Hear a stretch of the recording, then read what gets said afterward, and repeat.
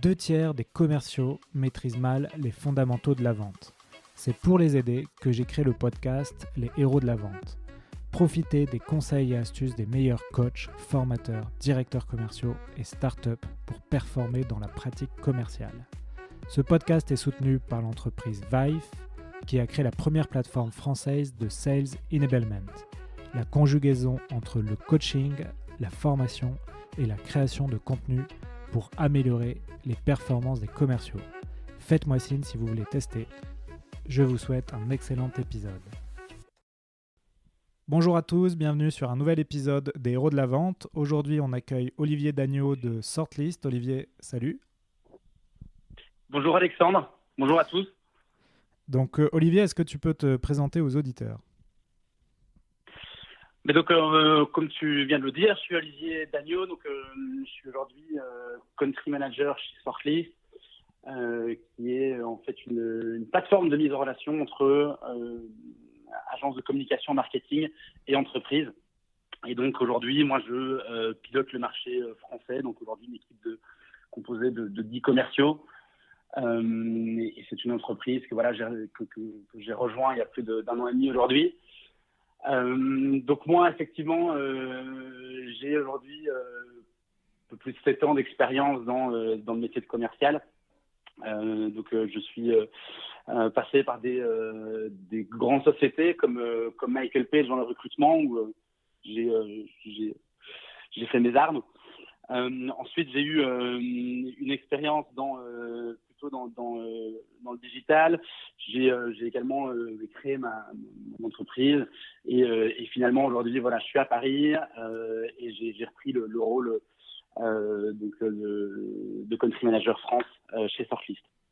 D'accord. Donc peut-être pour expliquer à tout le monde et t'expliquer aussi à toi, Alexandre, qui est Sortlist aujourd'hui. Donc c'est une entreprise belge qui a été créée il y a plus de 5 ans. Aujourd'hui, on est plus de 75 à travers 5 pays en Europe. Donc on est basé en Belgique, en Espagne. On vient d'ouvrir l'Allemagne, les Pays-Bas et du coup la France ici à Paris, d'où je t'appelle. D'accord, très bien. Tu me disais en off que c'était sans doute une scale-up en devenir, c'est ça ? Voilà, donc aujourd'hui, clairement, on a un business model qui fonctionne et qui fonctionne bien. On a un produit qui fonctionne bien et aujourd'hui, voilà, il faut qu'on passe l'étape de commencer à structurer de plus en plus nos équipes et d'ouvrir de nouveaux pays. Ok, bon bah très bien. Alors du coup, Olivier, aujourd'hui, on va parler à mon avis, de quelque chose qui va intéresser énormément d'auditeurs et de commerciaux. Je cherchais quelqu'un justement pour faire cet épisode depuis un moment, donc merci à toi d'avoir été volontaire. Donc aujourd'hui, on va parler Avec plaisir. on va parler du téléphone et de pourquoi le téléphone, c'est un outil en fait primordial pour un commercial. Et c'est vrai qu'aujourd'hui, avec le social selling, les réseaux sociaux, etc., on a de plus en plus de gens qui disent bah, le téléphone, finalement, notamment tout ce qui est appel froid, etc., ça a plus de sens. Et en fait, on va voir avec toi que le téléphone, ça reste une arme terrible si tu sais bien l'utiliser. Et du coup, ma première question, ouais, voilà, pourquoi toi, tu as été volontaire pour parler de ce thème-là et pourquoi c'est un sujet vraiment fondamental pour toi ? Mais effectivement, donc c'est un sujet moi qui me passionne. Je pense que effectivement le téléphone ou le phoning en anglais, hein, je pense que pour la plupart des gens, c'est toujours un mot qui fait peur. C'est vrai qu'on on a toujours eu quand on était petit cette réticence à décrocher le téléphone quand quelqu'un appelait et que les parents n'étaient pas toujours derrière. Et je pense que voilà, aujourd'hui ça reste. Et je le vois à travers toutes mes expériences, je le vois encore ici dans mon équipe, que ça reste l'allié numéro 1 des vendeurs. Et c'est aussi un sujet qui je pense, intéressera tout le monde, puisque on voit que le téléphone, c'est quelque chose qui est aussi souvent mystifié. On le voit d'ailleurs à travers des films au cinéma. comme le succès du Loup de Wall Street ou de Boiler Room, où voilà, on vient mystifier justement le téléphone, qu'on montre qu'il y a, que le téléphone est vraiment un outil qui va permettre de se développer de manière exponentielle. Et je pense qu'aujourd'hui, il y a une partie de vrai. Et donc voilà, l'idée c'est de partager, je pense, avec tout le monde. Moi, ce que j'ai vécu, justement, à travers mes années d'expérience en tant que sales, et aujourd'hui en tant que manager d'une petite équipe de sales, et peut-être expliquer voilà quelles sont les pratiques qu'on m'a apprises en fait tout au long de ma carrière, et pouvoir les partager avec vous tous. Ouais, alors l'idée c'est justement d'avoir des tips, des conseils applicables dans son quotidien de vendeur. Donc pour ça, on a préparé l'interview, enfin surtout toi. Et donc pour ça, on va découper l'entretien, on va essayer de cadrer ça, notamment par simplement le cycle de vente. Et donc on va aborder, on va dire, chaque partie du cycle de vente. Et à ce moment-là, tu donneras, toi, tes conseils ou les bonnes pratiques que tu as vues durant ta carrière. Donc on va démarrer d'abord par la qualification. Qu'est-ce que tu veux me dire là-dessus? Peut-être pour justement rebondir sur ce que tu viens de présenter. Aujourd'hui, le téléphone, c'est simple, il est présent partout durant tout le cycle de vente. Donc depuis la qualification d'un prospect, donc comment on va obtenir aujourd'hui des informations qui vont nous aider à se mettre en contact avec un decision maker, donc une personne qui a la capacité d'acheter et qui a la responsabilité de pouvoir le faire. Donc ça, c'est la qualification du prospect. Il va être utile pour décrocher ce premier meeting avec le decision maker. Donc en gros, là, on va parler du cold call. Je prends mon téléphone, je vais appeler telle personne qui, selon moi, est le décisionnaire pour ma solution. Et donc là, on va parler de cold call. Ensuite, le téléphone aujourd'hui peut faire partie, peut être un outil qu'on utilise pour faire son meeting avec son prospect. Donc, je sais bien qu'aujourd'hui, il est utilisé par quand même beaucoup de sociétés. Et ensuite, le téléphone, il va être aussi utile pour tout ce qui est suivi de meeting, follow-up, et aussi le levier pour obtenir le oui ultime, donc le go oral, qui déclenchera finalement la signature du contrat. Donc voilà, c'est encore une fois un outil qui est utilisé à toutes les étapes de la vente, et c'est pour ça que je pense que c'est important de pouvoir en discuter, pouvoir en parler. D'accord. Donc tu nous as dressé un peu, on va dire, les grands chapitres de notre entretien. Donc on va commencer, si tu le veux bien, par la qualification. Donc toi, c'est quoi ton expérience de bonne qualification par téléphone? Donc la qualification, déjà, qu'est-ce qu'on entend par qualification? Tu en parlais avec ton dernier invité dans ton dernier podcast.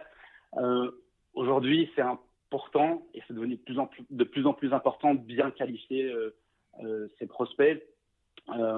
Pourquoi? Parce que effectivement, le decision maker, donc l'acheteur, a aujourd'hui une capacité à aller chercher de l'information beaucoup plus facilement.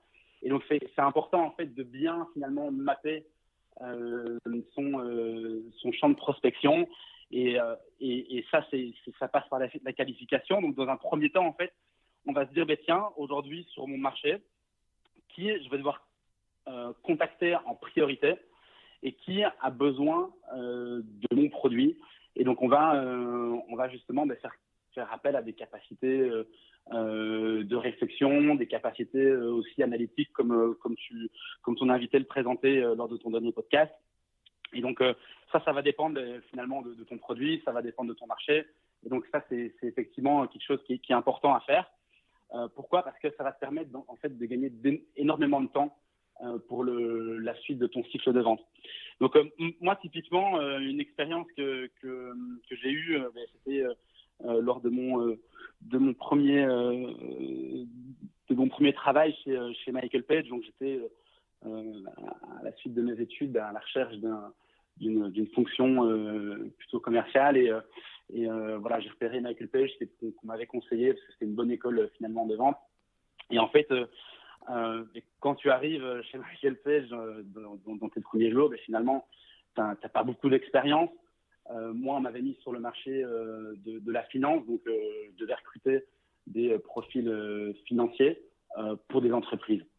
Et en fait, ce qu'on t'explique là-bas, c'est que la qualification, elle est à la base de tout. Donc, chez eux, par exemple, durant tes 2 premiers mois, on va te dire, voilà, tu vas t'asseoir derrière ton ordinateur et tu vas construire ton portfolio de prospects. Et donc, on va t'expliquer comment faire, on va t'expliquer comment tu peux justement construire ton portefeuille de prospects. Et en fait, voilà, pendant 2 mois, tu passes ton temps en fait à créer une belle liste de prospects. Et le but là derrière, c'est d'aller chercher les entreprises qui sont plus à même à acheter ton produit, ta solution, ton service. Et la qualification, elle te sert surtout à aller chercher en fait les contacts des personnes que tu veux avoir par téléphone. Et donc là, typiquement, chez Michael Page, ce qu'on faisait, c'était que on prenait son téléphone, on identifiait par exemple un directeur financier d'une grosse boîte. Forcément, dans la base de données, on n'a pas toujours son numéro de ligne directe ou son numéro de portable. Et ce qu'on va faire, on va téléphoner déjà dans un premier temps sur le numéro général de l'entreprise et on va essayer par tous les moyens d'obtenir à minima son numéro de ligne directe, son email direct et le Graal, du coup, c'est d'obtenir son 06. Et donc, ce qu'on t'explique là-bas, c'est qu'effectivement, avant de commencer à faire tes premiers appels, c'est important d'avoir cette base-là et d'avoir une base de données qui est la plus propre possible pour que derrière, en fait, une fois que tu enclenches tes call calls, mais tu puisses directement contacter les bonnes personnes le plus rapidement possible.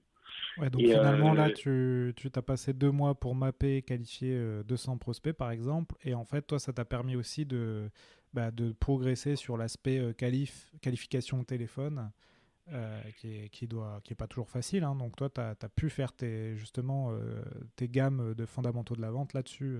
C'est pas mal. C'est ça. Et donc, je pense que c'est ultra pertinent, en fait, pour tous les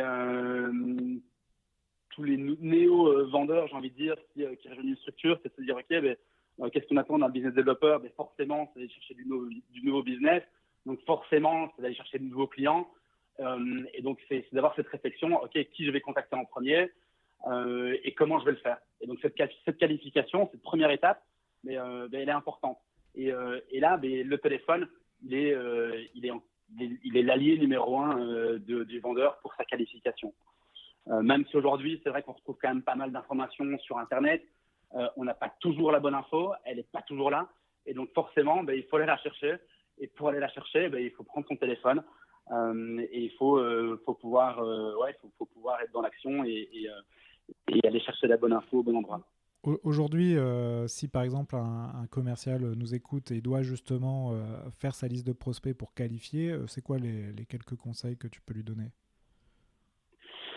Forcément, c'est déjà pour tous nouveaux vendeurs, c'est d'aller voir ce que font les top performers. C'est d'aller comprendre qui sont les clients qui ont le plus besoin de ton produit. Donc là, du coup, c'est d'aller directement discuter avec la personne qui génère le plus de ventes pour lui dire, tiens, voilà, toi dans ton portefeuille, qui en général tu as le plus de facilité à contacter, qui répond mieux finalement aux besoins de la solution. Et donc, dans un premier temps, c'est effectivement savoir qui sont les personas finalement qui sont les plus à même d'acheter ta solution. Donc ça, je pense, c'est le premier conseil que je donnerais à tout nouveau fait dans une nouvelle structure. D'accord. Alors moi, j'irai plus loin. C'est ce que je propose à des entreprises, c'est de filmer les top performers, de capturer leurs calls et pour les partager aux nouveaux entrants. Pour dupliquer les meilleures pratiques de call phoning ou d'appel de découverte. Moi, je trouve ça génial parce que effectivement, je pense que on ne met pas top sales. Je pense que moi je connais peu de gens qui sont nés comme ça du jour au lendemain en disant voilà, moi je vais être un futur top performer. Et effectivement, je pense que la solution de pouvoir prendre des vidéos de tes collègues qui passent des appels, etc., ça permet finalement de dupliquer plus facilement et de pouvoir directement inciter les nouveaux à faire ce que font les meilleurs. Et encore une fois, je pense que c'est pas quelque chose qui est inné, c'est quelque chose qu'il faut conditionner, et la vidéo conditionne. Du coup, je pense que c'est un excellent outil que tu proposes là. Ouais, c'est vraiment hyper efficace. On va passer à autre chose dont on a parlé en off, c'est ce que souvent on appelle en anglais le cold call, donc l'appel froid. Et c'est souvent, on va dire, ce qui fait peur aux commerciaux. Donc, est-ce que tu veux nous introduire le sujet ?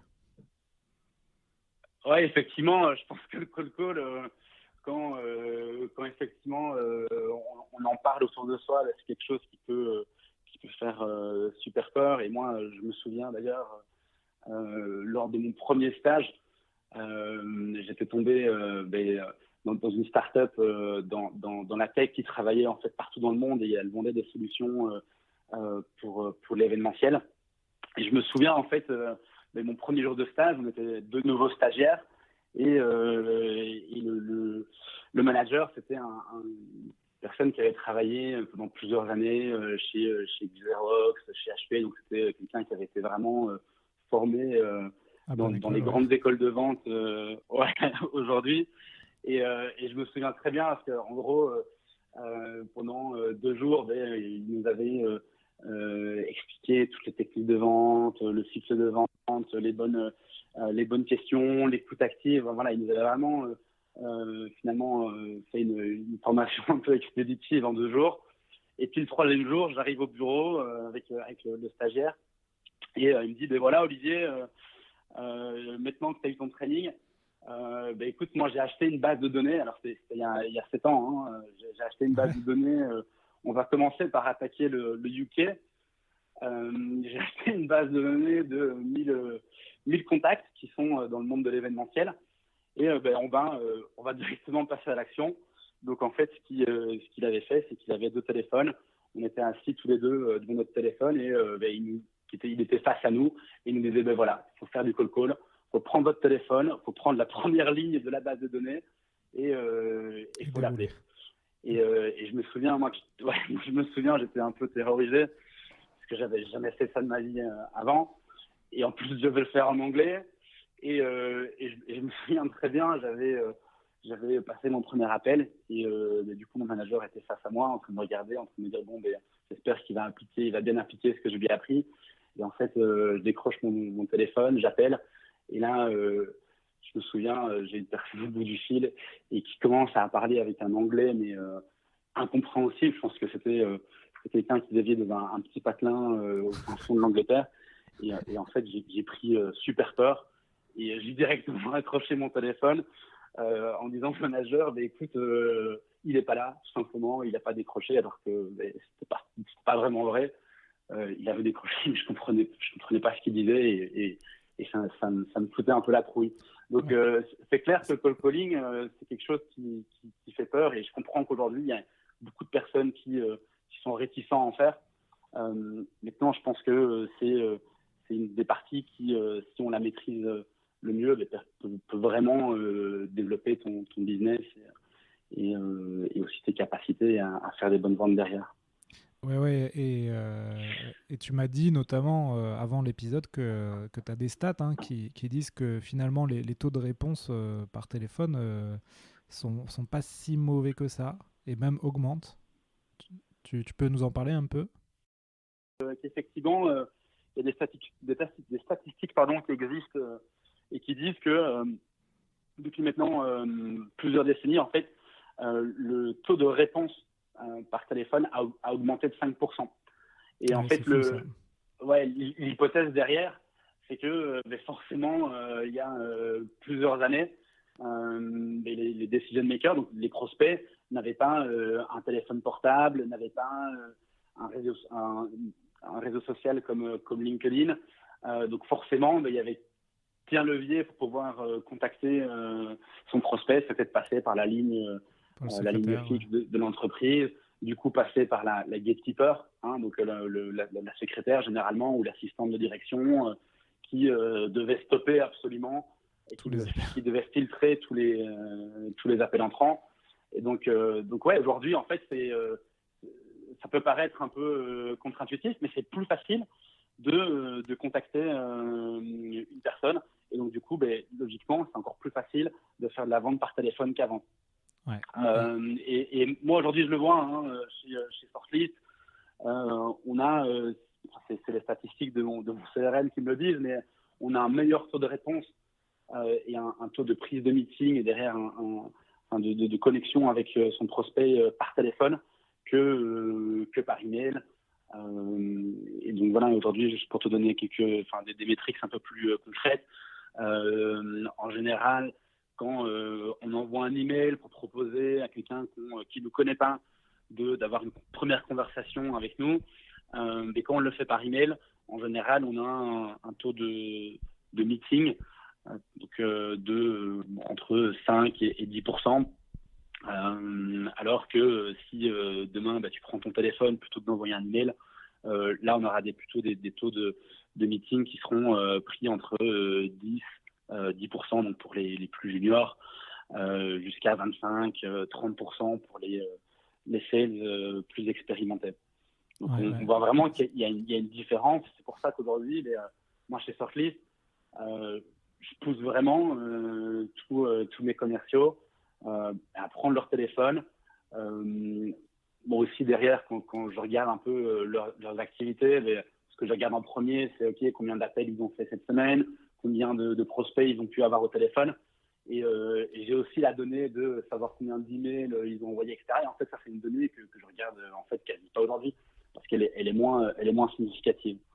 Ouais, et du coup, tu l'as institué, ça, la prospection téléphonique, c'est-à-dire tu leur demandes de consacrer des plages pendant la semaine Pour le téléphone, en fait, c'est très simple. Aujourd'hui, un commercial, s'il veut vendre, il doit prendre son téléphone, donc forcément, il doit appeler tous les jours. Après, encore une fois, il y a des statistiques qui disent, voilà, il vaut mieux appeler. Alors, je pense que ce qu'on préconise, c'est d'appeler le mercredi. C'est la journée qui fonctionne le mieux, où il y a le plus de taux de réponse par téléphone. Après, on va aussi nous donner des statistiques sur à quel moment de la journée une personne est plus à même de te répondre. Moi, ces statistiques-là, je pense qu'elles sont bonnes à prendre. Par contre, moi, je ne les applique pas au quotidien parce que je pense qu'il n'y a pas de mauvais moment pour appeler. Et je pars de ce principe-là. Et donc, du coup, c'est ce que j'inculque finalement à mes commerciaux, c'est de leur dire, ouais, tu arrives le matin, il est 8h30, 9h au bureau. Te pose pas de questions, prends ton téléphone et commence déjà à appeler. Te mets pas une barrière en train de te dire, tiens, il est 9h, je suis peut-être en train de penser que mon prospect, il est sûrement en train de marcher vers le bureau, il est peut-être dans le métro, il est peut-être en train de prendre un café, je vais le déranger. En fait, faut pas se mettre de barrière. Faut pas commencer à se dire qu'il y a une meilleure heure pour appeler qu'une autre. Faut juste prendre son téléphone et y aller. Et c'est comme ça qu'on y arrive. Ouais, donc toi, tu leur dis, ok, prenez le téléphone tous les jours. Est-ce que tu dis plutôt le matin, plutôt après-midi, ou vraiment c'est quand tu peux, dès que tu peux?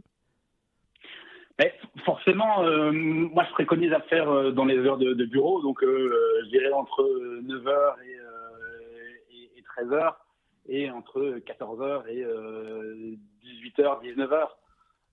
Donc ça, c'est forcément les créneaux auxquels ils doivent appeler. Et ça, tous les jours de la semaine, en fait. Donc, Alexandre? Ouais, ça a coupé un petit peu, mais vas-y, tu peux il y y a aller. une grosse vibration. Ouais. Donc, ouais, ce que je disais, ce que j'expliquais, c'est que effectivement, le métier de commercial aujourd'hui, c'est de prendre son téléphone, c'est d'être en contact avec son prospect. Et du coup, effectivement, je préconise à mes commerciaux d'appeler de manière constante, en fait, et d'avoir une grande activité d'appel Ouais, en fait, durant toute la semaine. Ce que l'on voit, c'est plus on appelle et plus on est à l'aise et moins on se pose de questions. C'est ça, c'est ça. Et effectivement, ça paraît un peu barbare, hein, pour ceux qui font pas de vente et qui nous écoutent, ça paraît un peu barbare, mais c'est la vérité, c'est que effectivement, au plus tu appelles, au plus tu mets toutes tes appréhensions, au plus tu mets toutes tes craintes et tes peurs de côté. Et en fait, que tu te conditionnes à vraiment être dans ce rôle de hunter, de prospecteur. Et c'est comme ça que tu y arrives. Il n'y a pas, y a pas 10 000 recettes. Est-ce que tu peux nous parler alors soit ou les deux, tu peux nous parler des deux, du Qualification Day chez Michael Page ou du Sales War chez Shortlist. Tu peux nous expliquer un peu ce que c'est, tout ça? Ouais, donc c'est ce que je t'avais un peu expliqué en off. Voilà, c'est je pense, des expériences qui sont bonnes à partager pour tout le monde aujourd'hui. Donc, par exemple, chez Michael Page, donc, qui est un des plus grands cabinets de recrutement dans le monde. Et donc, eux, je vous avais expliqué tout à l'heure le processus de qualification, donc qualifier tes prospects, qui demain vont être mes meilleurs clients. Donc, une fois en fait que tu as ta base de données de 200 prospects avec une qualification la plus optimale possible, et bien en fait, chez eux, après, à partir de ton deuxième mois, ce qu'ils font, c'est qu'ils te disent, ben voilà, maintenant que tu as ta base de données, on va, tel jour de la semaine, te mettre dans une salle, en fait, avec un coach. Et le but, ce sera d'appeler tes 200 prospects et de pouvoir, en fait, commencer à obtenir des rendez-vous avec ces prospects-là. Donc, le coach, à chaque fois, tu as eu un appel, il te dit ce qui a été bien, ce qui n'était pas bien. Voilà, donc en fait, ce qui te fait le matin quand tu arrives dans cette petite pièce de 15 mètres carrés, c'est qu'il te dit, voilà, maintenant que tu as ta base de données, moi je vais t'expliquer comment obtenir un rendez-vous le plus rapidement possible avec ton prospect. Et alors là, moi je pense de mémoire, ce qui m'expliquait, c'était d'appliquer la règle des 3 oui. Donc c'est voilà, tu appelles ton prospect, voilà, je suis Olivier de Michael Page, est-ce que je parle bien à monsieur Impel? La personne va me dire oui, c'est bien moi. Tu obtiens ton premier oui. Après, tu lui dis, tiens, est-ce que vous êtes toujours responsable du département financier de votre société? Là, la personne va te répondre oui, donc tu obtiens ton deuxième oui. Et puis après, tu vas en fait parler finalement de sa responsabilité au sein de l'équipe. Donc tu vas lui dire, tiens, est-ce que c'est vous du coup, puisque vous êtes directeur financier de votre société, est-ce que c'est vous qui êtes responsable de recruter votre équipe? Et là, du coup, la personne va te donner le troisième oui. Et donc, tu as obtenu tes 3 oui. Oui, et puis comme tu l'as qualifié déjà avant, tu sais qu'il va te dire oui. Tu risques pas ouais, de voilà, te forcément, dise, tu sais que c'est la bonne personne, mais en fait, tu obtiens de lui en fait une certaine constance. Et en fait, à partir du moment où tu lui poses cette quatrième question qui est, voilà, écoutez, ça tombe super bien que vous êtes responsable de recrutement de votre équipe. Comme par hasard, moi, je suis spécialisé dans le recrutement de top profils en finance. Je connais super bien mon marché. Je vous propose qu'on se rencontre pour en discuter et pour que je vous amène de la valeur. Et en fait, là, du coup, la personne qui est au bout du fil va être constant et va te dire, tu vas obtenir ton quatrième oui. Et du coup, tu obtiens ton meeting sans que tu aies vraiment d'objection, sans te commencer à rentrer dans un call qui dure 10 minutes pour obtenir ton meeting. En fait, c'est un call qui a duré peut-être 1 minute, 1 minute 30. Et derrière, tu obtiens ton meeting. Et en fait, tu fais ça pendant une journée avec 200 prospects. Bon, forcément, tu as des personnes qui ne répondent pas parce que ce n'est pas le bon moment. Mais avec toutes les personnes que tu as réussi à avoir au téléphone, eh bien, tu appliques cette technique-là. Et au bout du compte, après une journée ultra intense où à la fin de la journée, il fait bien chaud dans la pièce, tu as obtenu, alors en général, c'était entre 15, 20, 30 meetings pour les meilleurs. Ouais, et donc, en fait, vas-y, je t'écoute. Ce qui est intéressant, c'est que souvent, on te dit dans la partie commerciale, c'est de faire attention aux questions fermées. Mais là, en fait, comme tu as déjà qualifié le prospect, que c'est une technique où tu lui donnes des questions fermées, mais en fait, il répond oui obligatoirement, et que toi, ton objectif, c'est pas tellement de prolonger l'échange avec des questions ouvertes, d'en savoir plus, etc. C'est vraiment de caler un rendez-vous, en fait. C'est ça qui est important de savoir, c'est que tu fais un cold phoning, non pas pour vendre, mais pour trouver une prochaine étape, donc un rendez-vous. C'est ça. Et donc là, en fait, l'approche est tout à fait différente. Ouais. Parce que forcément, à chaque fois, on dit, et c'est ce qu'on apprend tous, c'est attention, pose des questions ouvertes au début de ta conversation avec ton prospect, parce que c'est important de pouvoir viser large. Et là, forcément, en fait, tu es dans un autre objectif. Ton objectif premier, c'est d'avoir ce premier meeting avec lui. C'est d'avoir, en fait, ce temps de parole, ce temps d'échange que lui t'accorde, en fait, grâce à ce premier appel. Et donc, forcément, ce que tu vas lui poser, c'est des questions beaucoup plus maîtrisées. Et en fait, on appelle ça, on appelle ça avoir du drive. C'est de driver la conversation. C'est de pouvoir obtenir rapidement ce que tu t'es donné comme objectif. Et donc là, forcément, les techniques sont différentes. D'accord, très bien. Tu nous parles de ce que tu fais avec Sortlist ? Ouais. Donc en fait, donc là, forcément, à ceux qui nous écoutent, ça peut être, je pense, une bonne manière d'aborder justement l'onboarding d'un nouveau sales dans la boîte. Nous, ce que j'ai mis aussi en place chez Sortlist, alors en fait, il y a plusieurs commerciaux, il y a plusieurs account exécutifs qui sont en fait répartis dans plusieurs pays en Europe. Donc, on ne travaille pas tous les jours les uns à côté des autres. Et en fait, c'est aussi quelque chose que j'ai appris donc, dans le recrutement, c'est que c'est pas toujours évident justement de faire du call. Donc, faisons-le ensemble et amenons en fait un dynamisme d'équipe pour rendre ça plus agréable et aussi de pouvoir aussi finalement gamifier la prospection. Et donc, ce qu'on a instauré ici chez Sortlist, en fait, on appelle ça un salesoir. On aurait pu l'appeler autrement, mais voilà, c'était pour gamifier un peu cette journée. Donc, en fait, maintenant, ce qu'on a instauré, c'est une fois tous les trimestres, en début de trimestre, en fait, on va définir une journée où tous les account exécutifs de Sortlist, en fait, vont se préparer justement un fichier de prospects qu'ils auront qualifié quelques jours avant, quelques semaines avant. Et en fait, le jour du salesoir, tous les pays en fait ont l'objectif c'est des objectifs qui sont assez variables. Hein. Ça peut être on va se mettre comme objectif durant cette journée-là de pouvoir contacter tous les prospects qu'on a plus au téléphone ou en meeting depuis un an par exemple. Ou on va contacter tous les prospects qui nous ont déjà dit non finalement une première fois parce que peut-être c'était pas le bon moment. Donc en fait, on donne un objectif à cette journée et puis une fois que l'objectif il est défini, toutes les équipes préparent à l'avance, donc quelques semaines ou quelques jours avant ce jour-là, elles préparent sa base de données de prospection.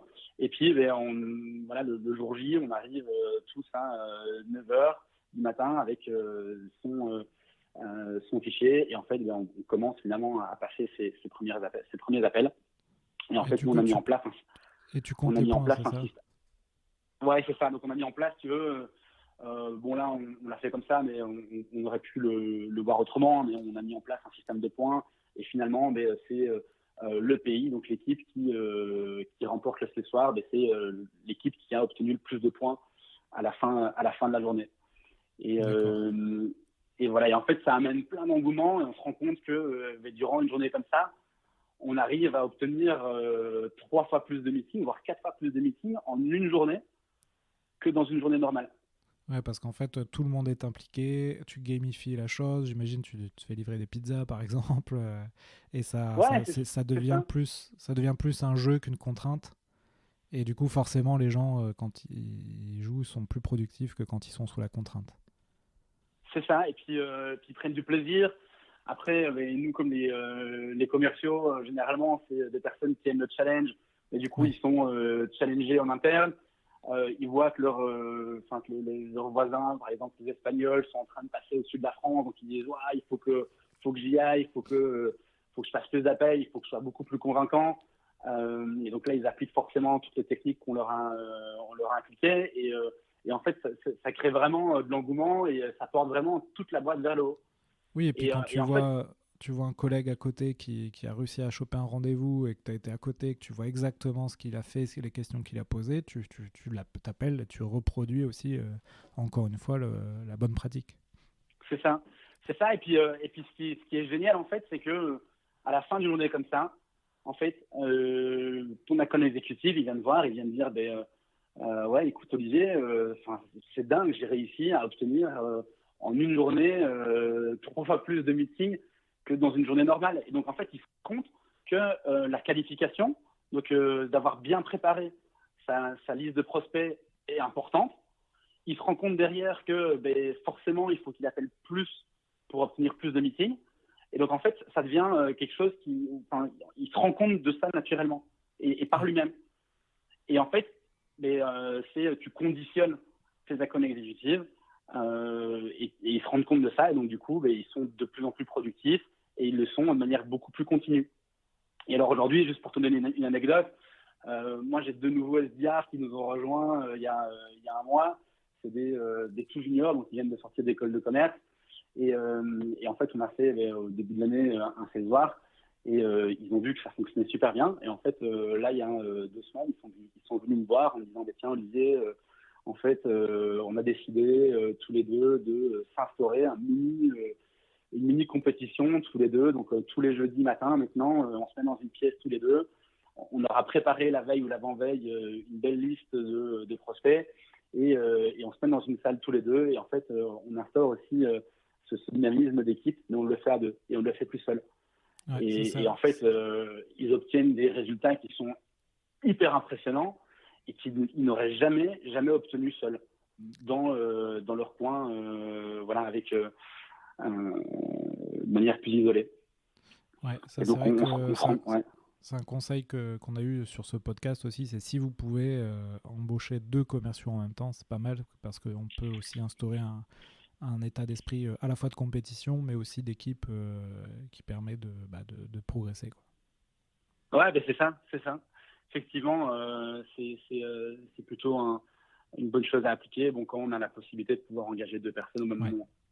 Ça, c'est souvent la contrainte et c'est souvent plus difficile que ça n'y paraît. Ouais. Bah écoute, merci pour ces 2 superbes pratiques. On va enchaîner ensuite pour la suite. Donc là, on a fait un gros sujet qui est l'appel à froid. Maintenant, on va aborder des appels plutôt, on va dire, tièdes, qui vont être les conf calls, les meetings. Ouais, effectivement. Donc là, en fait, forcément, tu as eu ton premier meeting. Donc là, tes accounts exécutifs, ils ont le choix de le faire, de prendre ce meeting, soit de le faire par téléphone. On peut imaginer de la vidéoconférence, on peut imaginer des face-to-face. Là, je pense que ça va dépendre Du business. Du business qui est propre à chaque entreprise. Déjà, voilà, du prix de la solution, parce que forcément, si le prix est moins élevé, forcément, tu as moins d'intérêt à pousser tes commerciaux, à aller rencontrer tes prospects. Par contre, voilà, si tu as une solution peut-être plus complexe et qui implique aussi plus d'investissement de la part de tes clients, forcément, on va te pousser peut-être à les rencontrer en face à face tes prospects, et pouvoir aussi instaurer finalement une meilleure relation et surtout avoir un degré de confiance plus élevé, parce que il n'y a rien à faire aujourd'hui. Moi, je le vois ici chez Sortlist, mais une fois que tu rencontres une personne en face à face, généralement, ton taux de conversion est beaucoup plus élevé que par téléphone. Mais on va dire la contrainte, c'est que des face à face, tu peux en faire moins souvent parce que ta journée est limitée et que face à face, ça implique de te déplacer, ça implique de passer du temps avec ton prospect, et donc du coup, tu peux en faire moins forcément sur une semaine. Donc là, je pense que ça va dépendre de tout un chacun et de la solution que chacun propose. Donc voilà, moi chez Sortlist, forcément, je préconise de faire plus de meetings en vidéoconférence ou par téléphone, et alors pour certains cas de faire des face à face. Donc voilà. Et alors dans les grandes lignes, alors je pense que forcément le déroulement d'un meeting par téléphone, ça pourrait faire justement l'objet d'un nouveau podcast, pour toi. Ouais.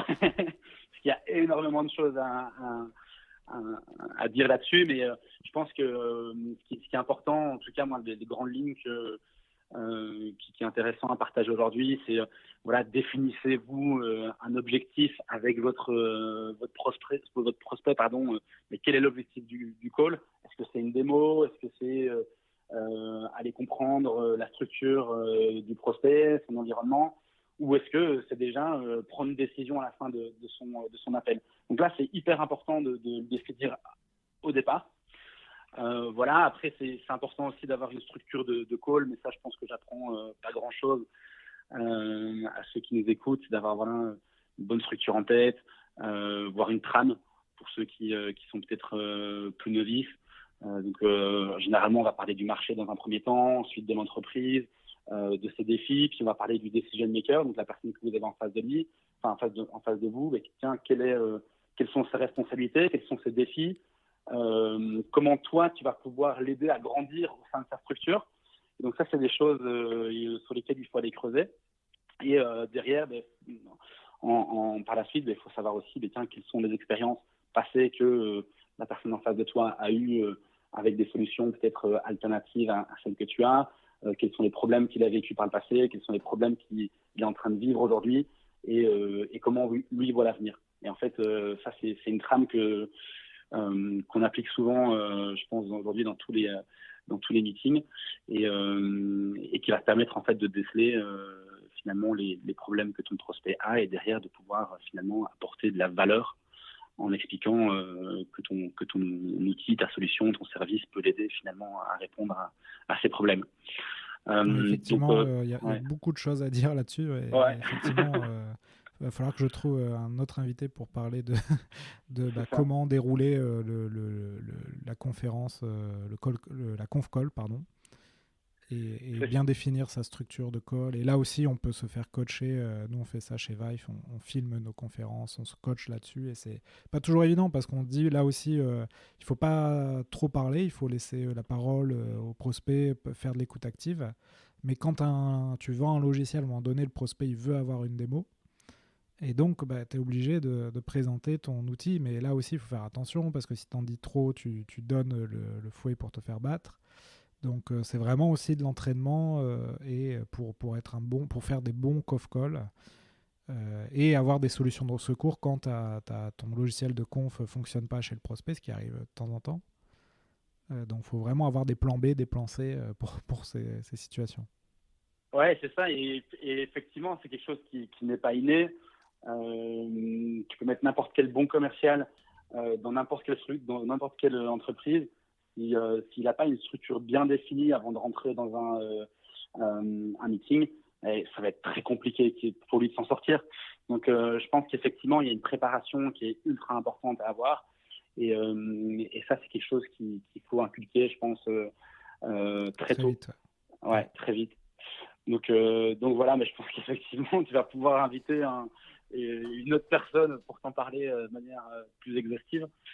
Mais voilà, peut-être pour revenir aussi à certains points aussi qui sont importants durant un meeting et encore plus par téléphone, c'est cette importance de laisser parler la personne. Donc là, on arrive justement à ces fameuses questions ouvertes.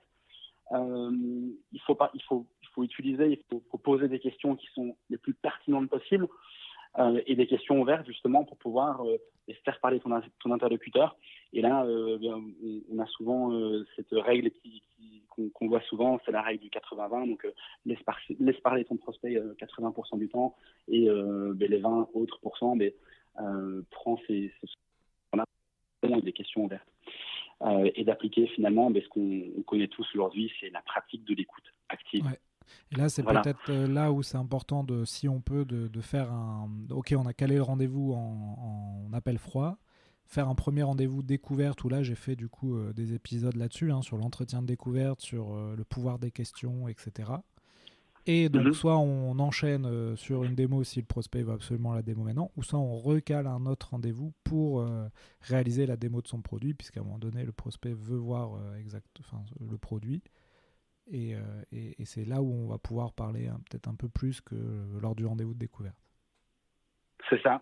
Et puis après, forcément, une fois que tu proposes ta démo, là, il y a souvent un next step qui est de dire, OK, ben, on va maintenant voir ensemble si vous allez finalement acheter notre solution, oui ou non. Et là, ben, faut voir si le travail en amont a été bien fait, faut voir aussi si c'est le bon momentum, faut voir aussi si le produit ou ton service répond à son besoin. Et du coup, là, on arrive justement dans cette dernière partie qui est la partie plutôt ce que j'appelle moi des follow-up.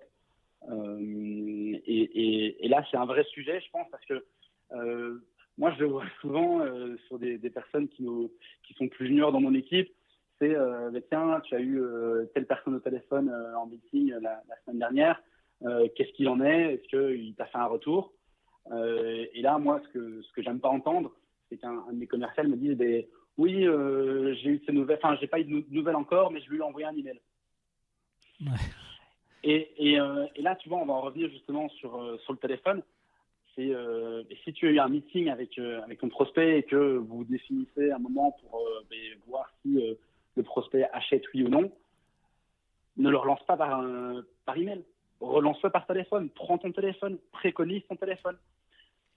Pourquoi? Ouais, Pour la simple. Enfin, il y a plusieurs raisons. C'est que tu vas pouvoir déceler beaucoup plus facilement par téléphone si, en fait, ton prospect a déjà pris une décision. Et si c'est non, comprendre les réelles objections qu'il a. Ouais, parce Souvent que parfois, tu peux lever quelques objections qu'il a, en fait. Qu'il n'a pas compris forcément que ton outil faisait ça, ça, ça, et il a cette objection, et au téléphone, tu peux réussir à le rassurer. C'est ça, en fait, tu arrives à le déceler, chose que tu ne peux pas faire par email. Donc forcément, moi, j'ai l'expérience aussi de personnes qui renvoient un email, et puis en fait, soit la personne ne répond jamais, en fait, ou elle te répond non, pas intéressé. Ok, mais tu n'es pas intéressé, pourquoi? Et en fait, par email, tu ne peux pas le faire. Donc forcément, il faut toujours privilégier dans tes follow-up le téléphone. Ouais. Il y avait un cartoon comme ça sur un groupe LinkedIn qui s'appelle The Daily Sales, qui est très rigolo. Et tu as un cartoon comme ça où tu as un manager dessiné vraiment en bonhomme cartoon et qui dit alors, t'en es où avec ce prospect X? Et le commercial répond j'ai envoyé un email, j'attends sa réponse. Et Ouais. le manager, une semaine plus tard, il dit alors, t'en es où? Et pareil, il dit je lui en ai envoyé un deuxième email. Et puis à la fin, il devient rouge en disant mais appelle-le, appelle-le. Et l'autre répond ouais, j'envoie des emails.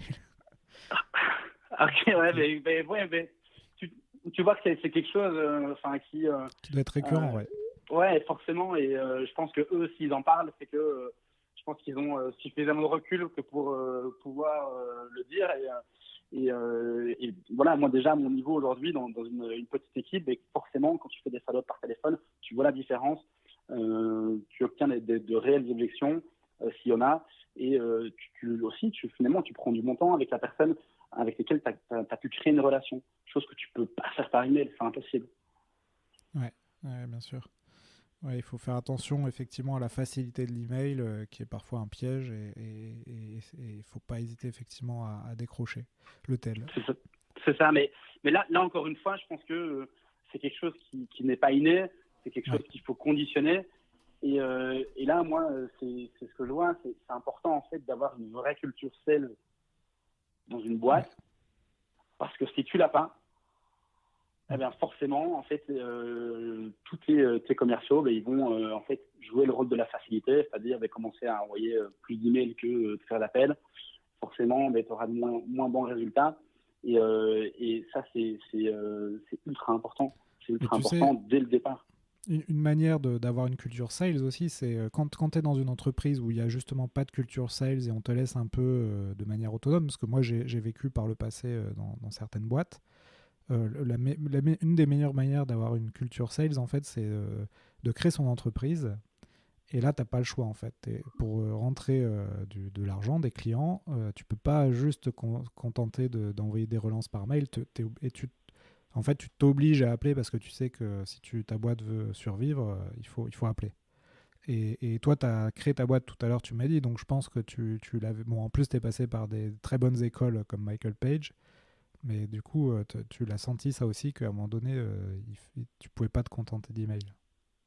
Mais c'est clair, hein, tu peux avoir la meilleure solution, le meilleur produit, le meilleur service du monde dans les mains, si tu prends pas ton téléphone pour en parler, pour aller générer de la discussion, mais ça marchera jamais en fait. Ça fonctionnera jamais. Donc effectivement, le téléphone, c'est le meilleur allié du commercial.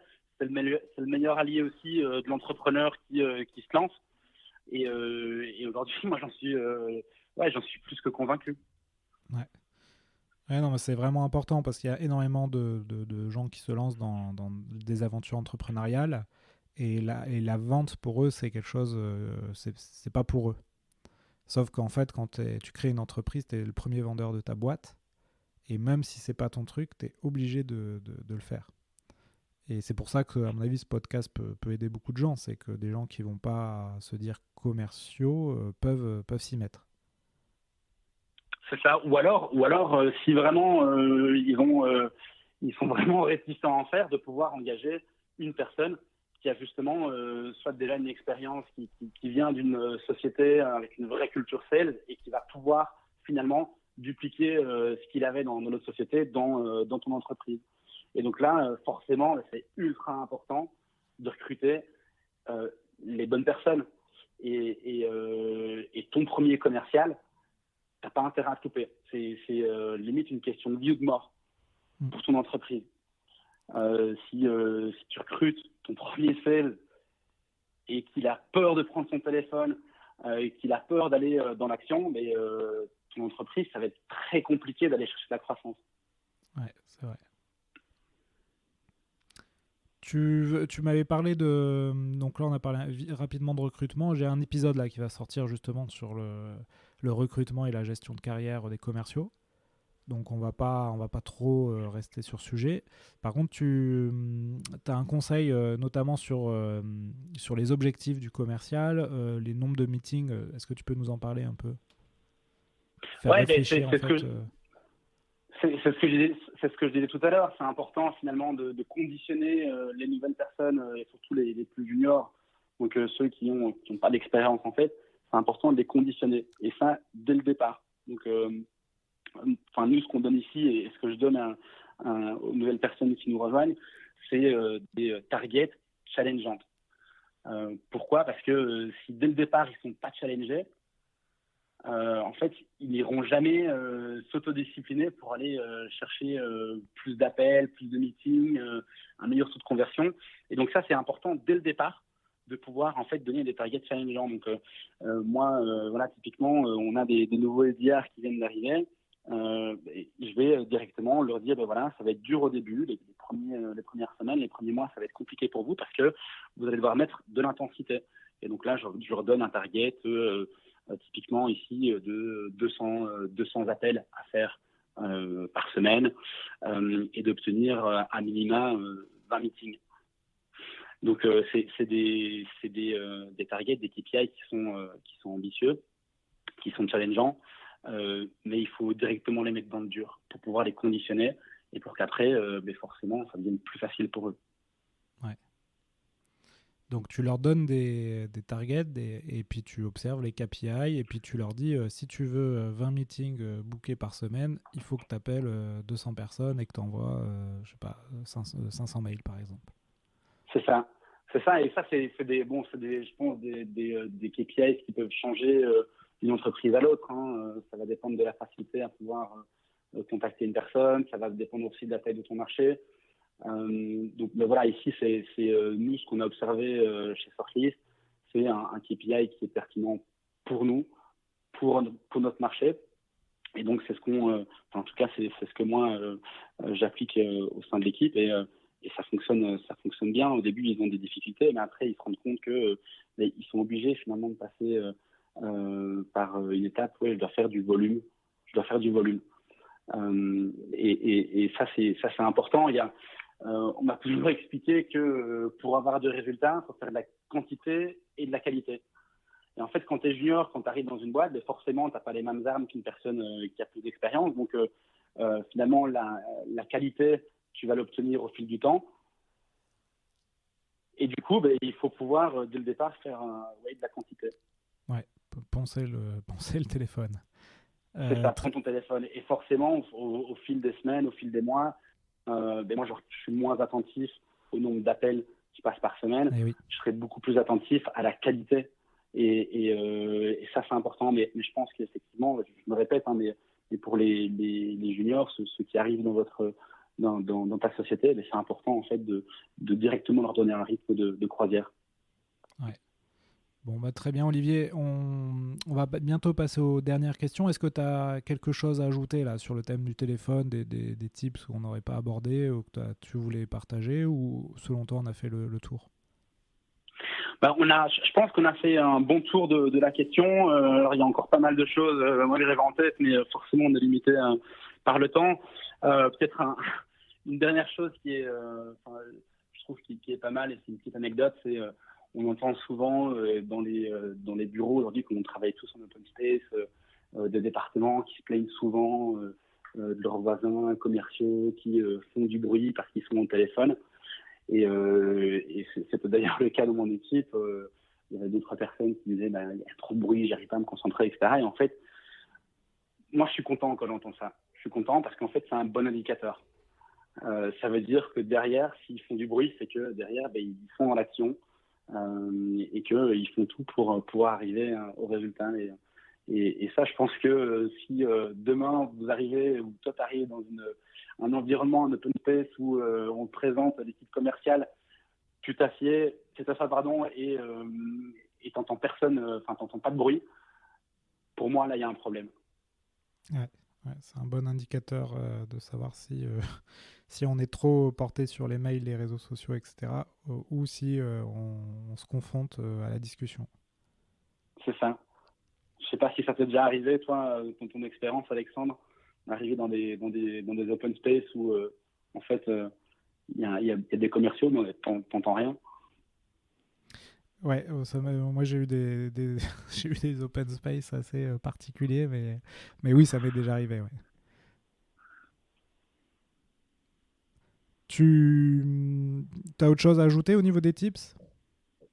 Non, je pense que je pense partager pas mal de choses. Après, voilà, ceux qui peut-être veulent échanger là-dessus avec moi, qui n'hésitent pas à prendre contact Ouais. derrière. Ouais, tu donneras ton contact à la fin de l'épisode. On va passer aux dernières questions. Est-ce que tu as du contenu que tu pourrais partager aux auditeurs sur la vente vidéo, audio ou bouquin? Mais je pense déjà, il y a quand même pas mal aujourd'hui de livres intéressants qui parlent de plein d'aspects de la vente. Moi, des livres que j'ai lus récemment qui étaient intéressants, c'est un auteur qui s'appelle Jeb Blount et qui justement traite de toute la partie prospection, objection. Donc, il y a un bouquin que j'ai lu récemment qui s'appelle The Fanatical Prospection. Okay. Et qui est un bouquin que je recommande fortement, voilà, aux entrepreneurs, à toute personne qui a un rôle commercial. Voilà, c'est plutôt intéressant. Après, je suis pas mal Sales Hacker, je sais pas si tu connais. Oui, on en avait parlé dans un des podcasts, effectivement. Mais voilà, ça je trouve il y a du contenu vraiment intéressant et on retrouve finalement du contenu vidéo, on retrouve aussi des webinars et pas mal d'articles. Et je trouve en général le contenu pertinent. Donc, ouais, je le recommande plutôt à tout le monde. D'accord. Est-ce que tu as des outils ou des routines qui t'aident à être performant au quotidien? J'utilise, j'ai téléchargé, là, ça fait maintenant 1 an, une application qui s'appelle Blinkist. Je sais pas si tu vois ce que c'est. Non, vas-y, dis-moi. En fait, c'est une application qui aujourd'hui te résume Les bouquins. énormément de livres. Voilà. Ah oui, moi j'avais Cooper, moi. Ah ben voilà, ici je pense c'est le concurrent, mais qui est plus sur le marché anglo-saxon. Et en fait, ils font un sum-up de tous les livres. Alors il y en a quand même beaucoup qui traitent de sujets business et là-dessus, c'est intéressant parce que voilà, si à Paris tu es dans le métro, plutôt que de ne rien faire, mais tu lis un résumé de bouquin, et en fait, ce résumé-là te donnera envie, oui ou non, d'aller plus loin, d'aller acheter le livre derrière. Donc ça, c'est plutôt un bel outil que je recommande. Ouais, ça c'est. Moi j'avais essayé, j'avais bien aimé, mais c'est vrai que j'écoutais énormément de podcasts et à un moment donné, du coup, j'écoutais plus de podcasts que les livres audio. Peut-être parce que le format interview est parfois un peu plus vivant, mais c'est vrai que c'est pas mal ces applications, j'aime beaucoup. Ouais. Ouais, et puis tu n'as pas que la partie audio, hein, tu as aussi finalement c'est une partie écrite. Donc en fait, tu lis le résumé tout simplement, et tu peux aussi. Moi, ce que je trouve intéressant, c'est que tu peux faire des highlights, donc récupérer des phrases qui t'ont inspiré, etc., et de le mettre de côté. Donc, du coup, c'est intéressant de récupérer ces infos-là pour des trainings que tu mets en place, pour des podcasts comme aujourd'hui, par exemple. Ouais. Non, mais c'est vrai que tu as l'aspect lecture que j'avais effectivement oublié, tu vois, ça me donne envie de m'y remettre. Donc, on va faire ça. Ok, dernière question, Olivier. Est-ce que tu peux nous raconter rapidement une vente qui t'a marqué dans ta carrière ? Alors, rapidement, je pense, si je devais en choisir une, je pense que je prendrais ma première vente. Ouais, c'est souvent celle-là que les gens ressortent. Ouais. Parce que c'était forcément la première vente, c'est celle qui te donne le plus de plaisir, et tu te dis, voilà, j'arrive à faire ce que je voulais faire, et moi, ma vente, c'était une vente que, alors j'étais en stage, j'étais basé, on m'avait envoyé depuis la Belgique, on m'avait envoyé à San Francisco, tout seul, avec mon ordinateur et mon téléphone, et je devais en fait vendre une solution à des grosses sociétés qui faisaient des gros événements aux États-Unis, et j'avais réussi à vendre la solution à Sony. Et donc ils organisaient un gros événement, et du coup j'avais fait énormément d'appels, j'avais fait énormément de meetings, etc. Et en fait après, je pense 2 mois et demi, 3 mois, j'avais fait ma première vente, et je pense que c'est celle que je garderai toujours au coin de ma tête. Bon, très bien.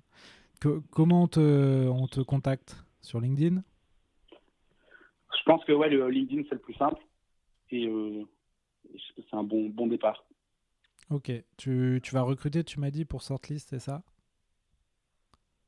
Alors là, pour l'instant, on est toujours à la recherche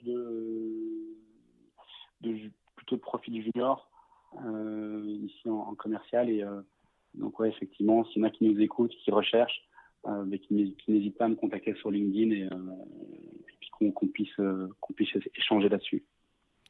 Bon, très bien, Olivier. En tout cas, merci pour tous ces conseils vraiment applicables. C'était un super épisode. Et écoute, bonne continuation et bonne aventure avec Sortlist. Merci beaucoup, Alexandre. Bonne continuation à toi, et à très vite, j'espère. Ouais, à très bientôt. Salut. Salut. Voilà, cet épisode des Héros de la Vente est fini. J'espère que ça vous a plu. Si vous voulez continuer à apprendre sur le thème de la vente, vous pouvez consulter gratuitement du contenu sur mon site web, vive.fr. Vous y trouverez des e-books à télécharger en accès libre. N'hésitez pas aussi à me contacter sur LinkedIn pour me proposer des sujets ou des idées d'interview, ou simplement si vous avez des questions ou un feedback à me donner. Enfin, afin que ce podcast se fasse connaître, vous pouvez le noter 5 sur 5 sur iTunes pour que je puisse monter dans les classements. C'est vraiment important. Merci et à la prochaine!